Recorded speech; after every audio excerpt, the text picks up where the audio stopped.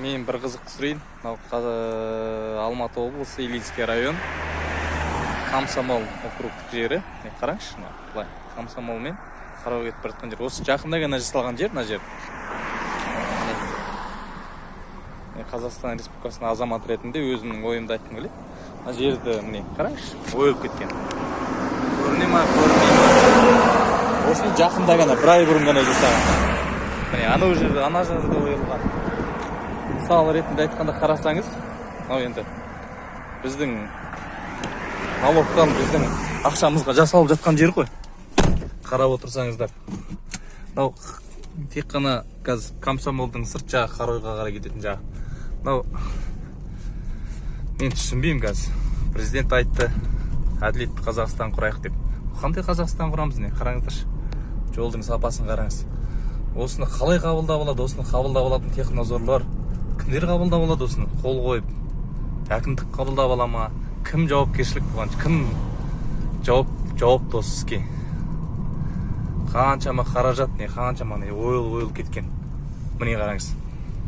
Осылай да жасайды екен ау жерді. Бұл енді бұл осы тек қана Тоқаевқа или болмаса басқа министрлігі ғана керек жер емес қой, бұл бәрімізге керек. Осыны қабылдайтын қазақ адамдары ғой, мысалы. Не деген не қараңызшы, ойылып кеткен.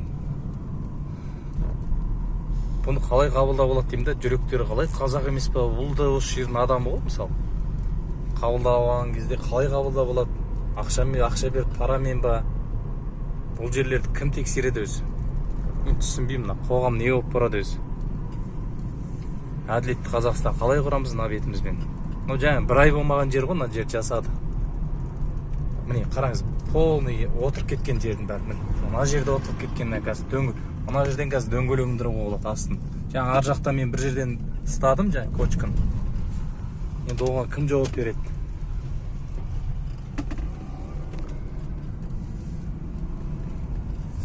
Қараңыз, мен енді Комсомолдың ішінде келе тұрмын. Комсомолдың ішіне келедім. Қазір осы жерде ар жақта Кастиктің ішінде, қазір Асқар Тоқпан ауылы, соның ішінде де жасап отыр. Ол жерде де олай өтірік жасап отыр. Міне мына жерде осы бір ай ғана бір жасап, ана шұңқыр ойылып кеткен. Осыны қабылдап алған мекеме жауапкершілікке алсын. Енді біздің айтарым, құрметті депутаттар, жоғарыда отырған кісілер, неге осындайға тексеріс жасамасқа? Мен ана бір видеоны көрдім.